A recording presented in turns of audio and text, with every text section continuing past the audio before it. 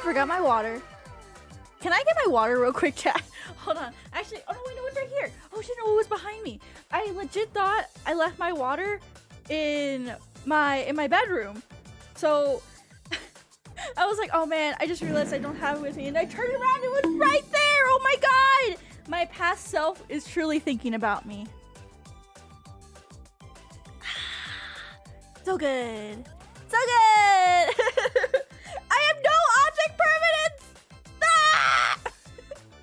Well, hello, everyone. Yay. Hello. Waka. Today is Tuesday, May 9th, 2023.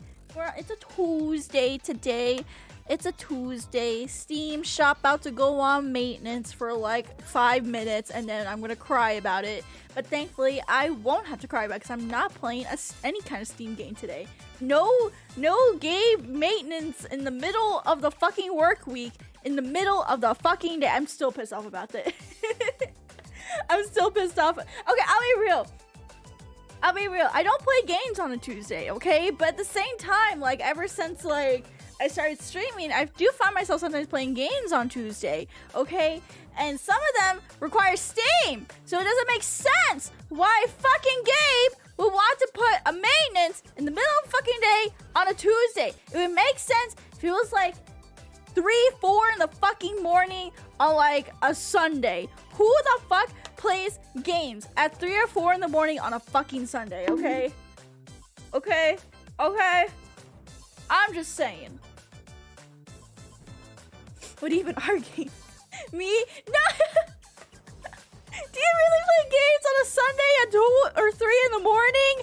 Do you guys really play? Aren't you supposed to be sleeping? You guys are supposed to be sleeping. You shouldn't be playing video game.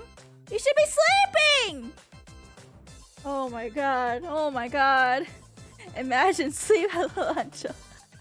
Well, either way, no matter what, we're not playing games today. Because today, guys, producer-san, today, we are going to be doing our monthly Q&A! Yeah! I have like over 60 questions, probably more, between right now and when we get started. So I'm gonna ask the last minute questions. If you guys would like to send in a last minute question, add it into the poll. We have exclamation ask. You can send it to my marshmallow. It doesn't cost anything to send it. I have people come every single time I do Q&A. People ask like I have to pay to send a question. No, you don't. It's literally in Japanese. It says you don't. It's just trying to make you buy it. Okay? It's not. It's not trying to make you pay. Just click submit and it should go through. Even if there's a little pop-up that says like pay like 300 yen for like the month or whatever. No, you don't have to do that. But yeah, feel free to send in some last minute questions as between now and when we get started with the actual Q&A. If there's any extra questions that get sent in after that point, I will get to them towards the end.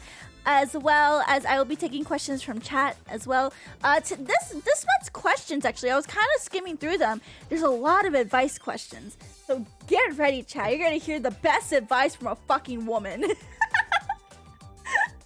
You're going to hear the best fucking advice from a woman. Because there's a lot of advice questions. A lot of VTuber advice questions, actually. Which I'm very excited to be answering, because I part of me is like I want to help people, but I feel like the advice that some VTubers want are more like they kind of want to be praised more than anything. So if you did ask a VTuber or content creator related question, please know you're going to be getting a real answer. You're getting a real answer, not a wishy-washy. You're doing great. Like you don't need to do anything. You're perfect the way you are. No, you're not getting any of that here. You're gonna get the real hard truth. So if you're the type of person who gets upset because someone's not praising you in their advice, this is not the space for you, buddy. It's not the space for you. I don't deal with that toxic positivity here. We talk real talk here. If you can't handle it, if you're literally underage, I mean, you shouldn't be here in the first place, so. But I hope, no matter what, you guys are looking forward to it. Yay. And like I said, we have about 60 questions. Oh, we have 63 now. Okay, let me add these into the pool real quick. Let me add these into the pool. Yeah, and then I guess that one too. Children bad. Children do be bad. I do destroy people. I do destroy people with my advice sometimes. So if you're the type that's like you don't like to hear certain things, or like you get kind of upset if someone tells you kind of how it is, this may not be the stream for you. But I do it with love. I do it with care. I come from a place where I probably was in your shoes before, and all I want to do is to help you, not make the same mistakes, and go through the same bullshit that I went through. Like we talked about yesterday during TF2, guys. I am the way I am because I went through so fucking much, okay? It is unfucking believable how much bullshit I have to deal with in my Christmas cake amount of life. So I come from a place of love and caring. I may do it harshly, but please know I don't hate you at the end of the day. I hate myself more than anything. Chat, I just hate myself. And I hate to see anyone go through the same bullshit I did, okay? That's what I hate. I don't hate you. I hate the bullshit. That's what I'm gonna say. In other words, you are all of you. Yes, I am all of you. Woo! But anyways. Alright, guys, so before we go ahead, she hates it. I really hate myself! Chat, I fucking hate myself! Okay, so before we get started, let's go and say hi to everyone in the chat. And we'll start off by saying hello to all the lurkers and phone watchers! Thank you so much, guys, for being here. No matter what you guys are doing, working hard, playing hard, studying hard, or watching the VOD at a later time, or you're finishing up your finals, I really, really hope you guys have a lovely, lovely, lovely, dovey day and enjoy some of this month's Q&A. Yay! By the way, you could send me questions anytime on Marshmallow. It doesn't have to be during like these special Q&A streams. 24/7 my Marshmallow is open. You can send me whatever the fuck you want. I will take a look at it. I will read it. I'll probably try to respond to it on Twitter if you're okay with that. But usually a week out before most Q&As, I will stop answering things on Twitter, and then like I will save them for Q&A or something like that. Or if it's a good question, I might save it for what? Zone, welcome! Thank you so much for the raid. Wow, just in time, just a sec, because we're getting ready to say hello to everyone. Welcome, everyone. Let me go ahead and introduce yourself, everyone. Taiga, Fiber, Saber, Daiba, Fiber, Baiba, Nyaru. Hello, everyone. My name is Nyaru. I'm the eternal shooting star idol, Shirayuri Productions. It's super nice to meet everyone today. Yay! Thank you so much, Zone, for the raid. Thank you. Let me go ahead and give you a shout out since I'm able to like actually be near my console for once. Or yeah, my little thing. Yeah, I'm able to type and everything. Thank you so much for raid. What we got playing today? We were just about to greet everyone here in chat. So we'll start off right at where you rated. And German Vicus, thank you so much for the follow. Welcome to the stage. Happy to have you here. Okay, we'll start off with right at Zone's raid. So if you haven't said hi yet, please say hi. Or you may need to say hi. I just say hi to me, and I'll say hi back to you. And of course, if you're lurking, that's no problem. Feel free to stick around, just hang out, have some fun, and maybe do some crime. Maybe commit some more crimes. Yeah, commit some more crimes with your favorite idol in the background. It's not the Geneva, like Yodo says, it's not the Geneva convention. It's the Geneva suggestion. I am only suggesting you. You don't have to actually follow. Okay, let's go ahead and start right at that raid, right at that. And Fame, by the way, thank you so much for being the first time chatter. Welcome. Where is it? Okay, there we go. We have Rebel Joy, Jitsu, Bellhound, Mr. Milligan, Fleshy, Long, Q, Yamisu Miyako. Welcome, guys. Zero Dagger, Dustman, Watch, Not Maz. Welcome. Oh, I'm actually able to like go scroll all the way to the top this time. Never mind. Okay.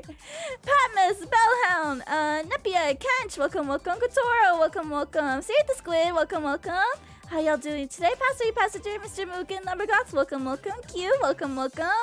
Cupcake, and Ancho, welcome. Happy belated birthday, Ancho. Everyone point and tell Ancho happy belated birthday. We're gonna keep up this birthday thing as long as we can. The Scruff Guy, welcome. And then Kernats, Komodo, Wagner, welcome. Liner, welcome. How you doing today? Kiyub, happy to see you here too, friend. How you doing? It's welcome, welcome. Dino Dude, Art Universe, and Murphy, welcome, welcome. And Fame again, thank you so much for being here. Welcome, welcome. Palm Founder, welcome, welcome. LOL Butts, welcome, welcome. Sir Shabby, welcome, welcome. How you doing today? Hope you're doing very, very, very, very, very lovely. Yeah. Chris Cats, welcome, welcome. Zombie, thank you so much again for the raid. Thank you, thank you. Hope you had a good stream today. I really, really hope you did, friend. Okay. And then we have Ansatsa Geek, welcome, welcome. Quad Tasker, welcome, welcome. Red Leon, welcome, welcome. And I think that is all we have for now. Nice. Let's go and give the wow. Thank you so much for the follow, Nicholas Cruz 140. Welcome to the stage. Happy to have you here. Okay. And then we're gonna save this last question. Okay, so any questions that get submitted after this, they will be read at a later time. For now, we will be transitioning over to our sharing screen, so that way we can. I will post porn on your Discord.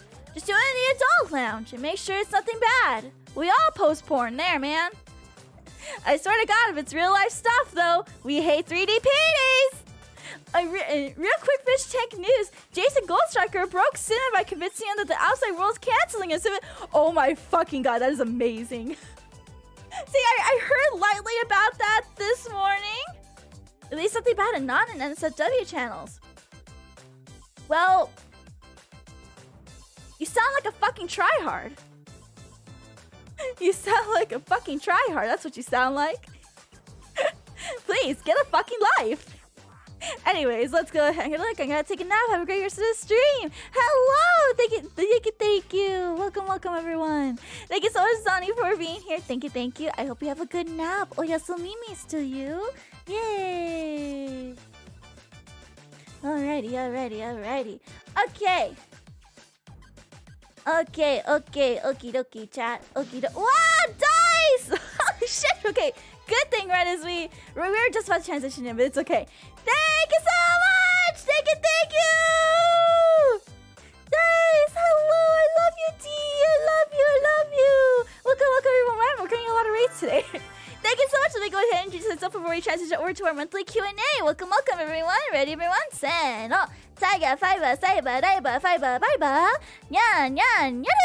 Hello, everyone. My name is Nyaru. I'm the eternal shooting star idol of Shirayuri Productions, and it's super nice to meet you today. Thank you so much. Decided to raid you. Yeah! Thank you so much, Liliana, for rescribing at 14 months. Happy 14-month anniversary to us. Thank you. I hope you have a lovely day. Yay! Thank you so much, friend. Thank you.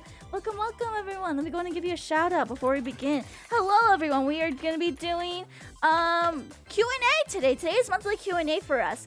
So if you have any questions, thank you. If you have any questions, feel free to ask them. In my marshmallow, however, I did close my marshmallows for now. We will be answering any additional marshmallows at the end of the stream. Anything I didn't say will be saved for the end. So please feel free to submit some. But let's go ahead and welcome Winnie Mosquito, Sika Satchel, Hattie 513, Stencil OTC. Welcome, guys. Shadow Prince VT, Namdi Pulam. Welcome. Meow Stachio, and of course, Miss D herself. I love you. Leon, welcome. Thanks so Julian again for 214 months. Happy 14th anniversary to us. So we're gonna play. Welcome. Happy to have you here, friend. How you been doing? Ruffgan, welcome. Lots of love, man. Glad you finally hit. I'm so glad you're here too, man. I think I've rated you in the past, right? I'm pretty sure I have. And I'm glad we can finally. You can finally like hit me up too. Yeah. First time, and I love your energy. So bright. Thank you. I'm an idol VTuber. I have to be bright, and I have to be Genki. But we also can get pretty based here. D-love.